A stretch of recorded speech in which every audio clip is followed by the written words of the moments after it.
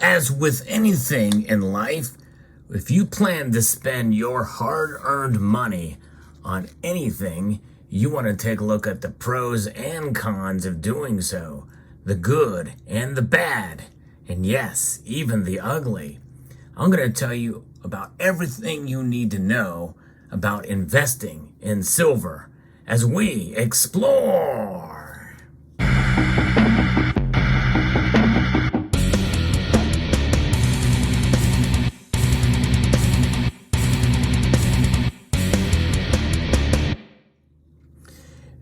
Time is money, and sometimes time well spent is looking into the good and the bad before you spend a single dollar on silver.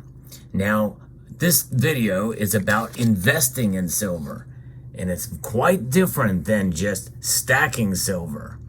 We're going to look into the silver products that are available now and how you can actually invest in silver and earn a profit.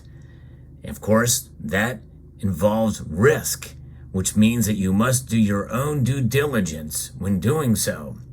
Of course, stacking silver involves a level of that as well, but we're going to talk about a separate part of silver accumulation, because we're not just stacking silver in this video, we're talking about actual investment so that you can actually earn money buying and selling, because that's the aspect, folks. In order to invest in silver, you must be prepared to sell it. And the first thing you have to realize in that regard is the different options that you have for investing in silver. The first one you're not going to be able to see on your screen. So you want to look in this area right here where it's blank, because you can't see this. It is stock in silver mining companies. Yeah, there are some silver mining companies that are priced at a low cost right now, and some of these mining companies, when their prices are low for their stock shares, it's a good time to get in. Of course, there's risk in that as well too. Will they go back up? Many people feel that they might, but you never know. There's always a risk there. But whenever the price is low for a share, as Warren Buffett says, that's when you put your money in, when it's unloved, and that's where the investment will pay off, because when it turns around, then you will reap the benefits and the rewards will come through. And not only that, but also you can purchase silver IRAs and silver ETFs. And there's other options as well too. In fact, ETFs are under the umbrella of exchange traded products, which includes other things like futures and the like. But those are paper representations of the silver price. They're not actually represented by silver, although there is silver backing them to some degree. There's a lot more of those products out there than the silver to back them up. That's what's known as a derivatives market. And that is something where money can be moved in and out fairly quickly with very little fees compared to what you would incur if you buy it in physical form, such as you see here. And what you're looking at here in physical form is mostly bullion products. There's three different types of actual bullion or novelty pieces here as well, and stackable coins and rounds. And we'll talk a little bit about those in physical form, because that is the other way that you can invest in silver and potentially see a turnaround in terms of price. It can be done in the physical market, much easier to do with mining stocks, silver ETFs, and futures and the like. Because you can just, with a click of a mouse button, you can make those trades fairly quickly. That is a benefit. This is one of the pros of investing in silver, even with straight up bullion, like this 10-ounce bar, for instance, or this Krugerrand silver coin. These are relatively low premium silver options. In fact, the only other option would be what are known as generic. I don't really like that term, because privately issued bullion products typically have a brand name tied to them. In this case, it is a Golden State Mint. So this is not really, I don't see this as generic, but there is no premiums. This is stackable silver. And this is probably the hardest way to invest, to buy privately issued pieces like this, because you're at the mercy of the premiums that you pay for them, which are substantial enough. That means that the spot price of silver would have to move fairly dramatically for you to see a return on your investment in a short amount of time. I do not recommend doing that. In fact, we're flirting with the cons for that particular case, but we'll get to that in a moment. But it can be done, and it has been done by several in this community. And the other options are very specialized pieces that are collectible, that are kind of on the fringe, that some may feel that they can put their money in, and there's a very narrow market where these things may do well. But typically, there's more cons to owning something like this than there are pros. I'll get to that in a moment. The other way is high demand silver bullion products like the Silver Eagles. The Silver Eagles, there is an opportunity recently where the premiums of these have gotten so high that they were reflected at buyback prices upwards of $10, $11, even $12 above spot to buy them back. And that is pretty remarkable. If you bought Silver Eagles at the right time, you could have come out quite an amount ahead in a certain amount of time, so you could literally profit big time on American Silver Eagles and other high premium regular bullion products, unusually high premium bullion products. So that's just it. And given that the price of silver, where we're seeing it now, especially compared to gold, it has a lot more earning potential than gold. So there's a benefit there, especially with a high gold to silver ratio. And I'm of the mind that the gold to silver ratio is high enough that we've got to understand that there's a new normal for the gold to silver ratio, but it is still unusually high even now. And so that means there's more headroom for potential there in order for it to continue to climb up, more so than gold, I feel. It's the price of silver has this history of being volatile in comparison to the price of gold. And that means that the heightened risk offers opportunities for greater rewards. And then the obvious factor with all this in terms of the spot price is that it makes it more affordable now. Silver is just more affordable, which means that, you buy more of these ounces and the price goes up, you have a greater chance for reward and an actual profit taking from stacking literal bars and rounds than you would for gold, I feel. Because numbers speak volumes in this case. But again, it's a risky situation. We'll get into that in the cons of that. But it has been done and it can be done. And there are ways to be able to literally profit from stacking silver.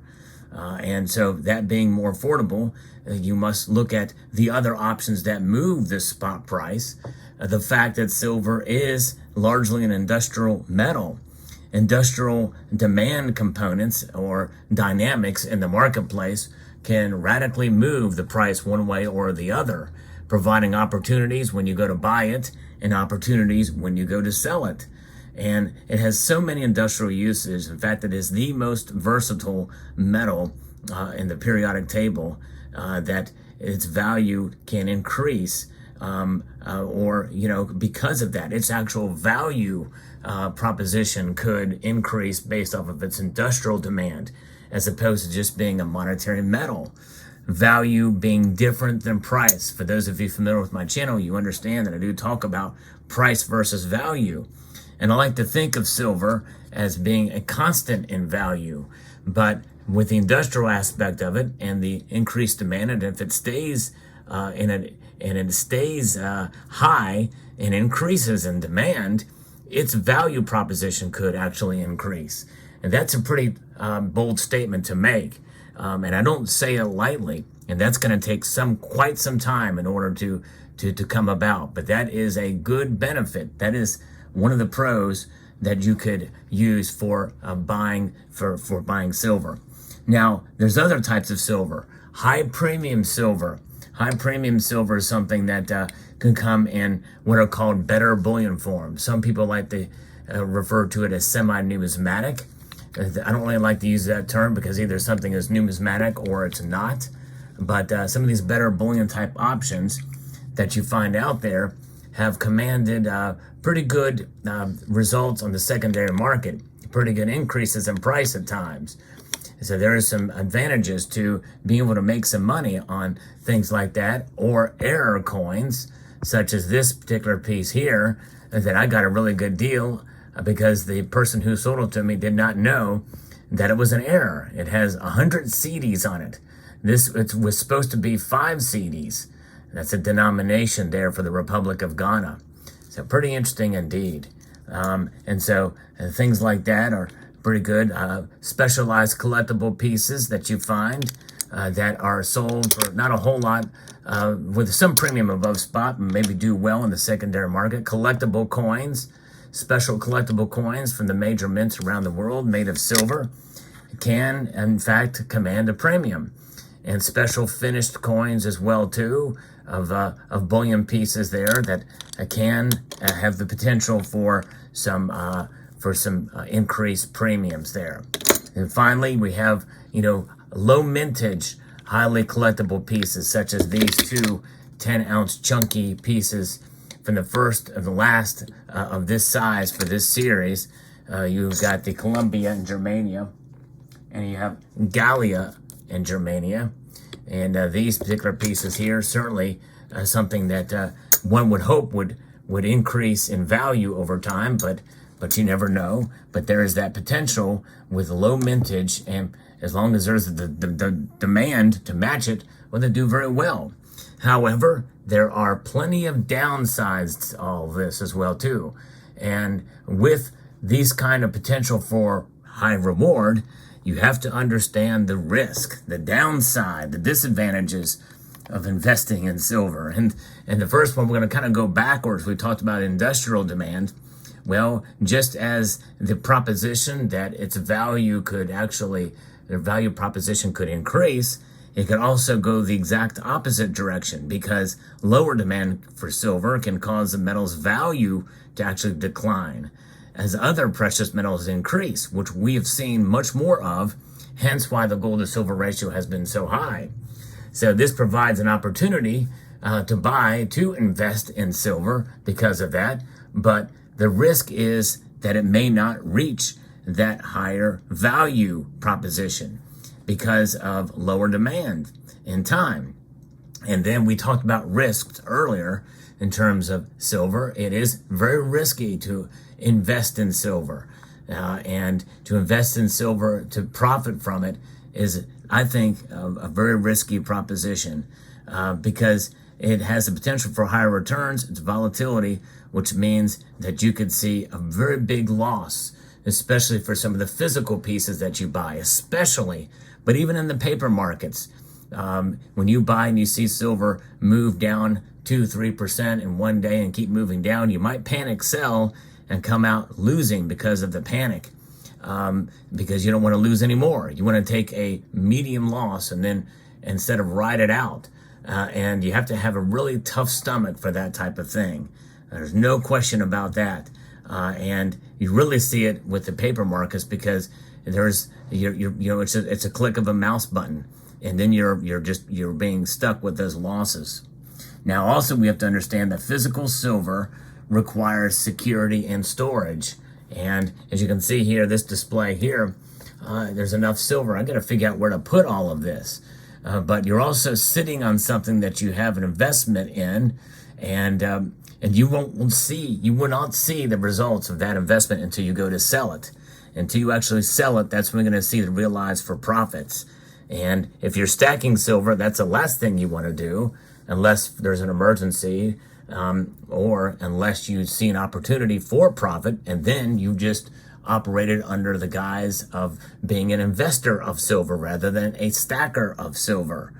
And so it is a metal that in and of itself, by its very nature, whether in electronic form, and other than, with the exception of maybe mining stocks, it does not generate income. It does not pay dividends.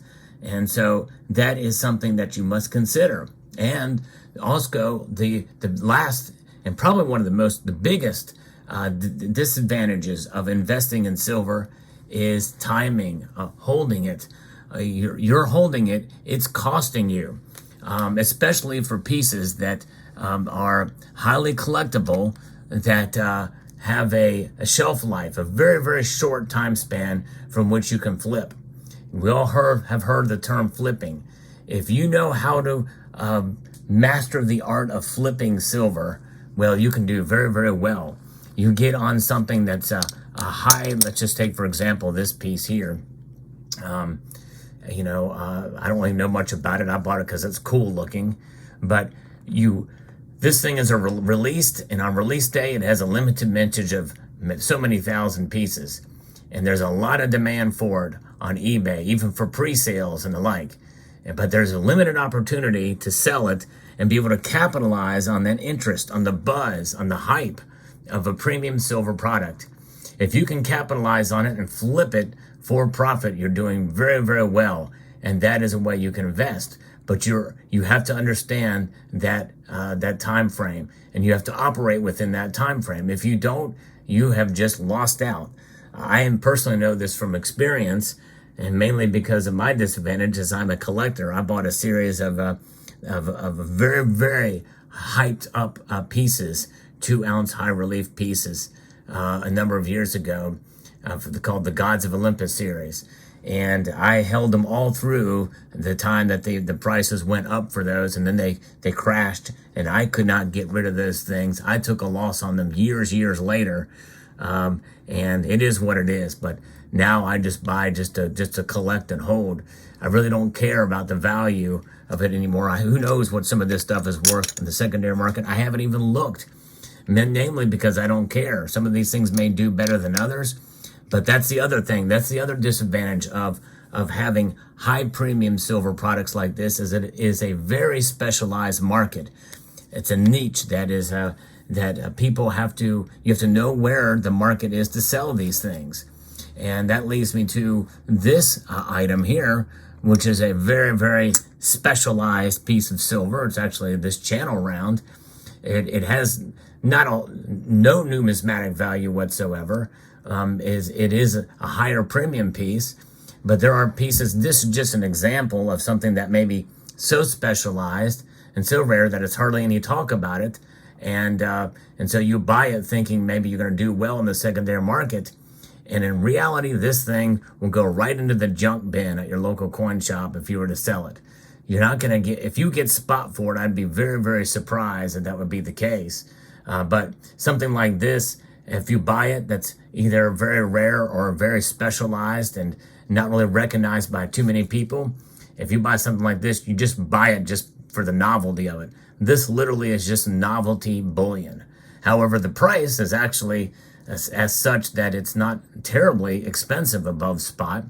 But indeed, that's just up to the individual if they're to do it. But there's a risk, and given the type of silver you have, when will they start increasing mintages for Silver Eagles?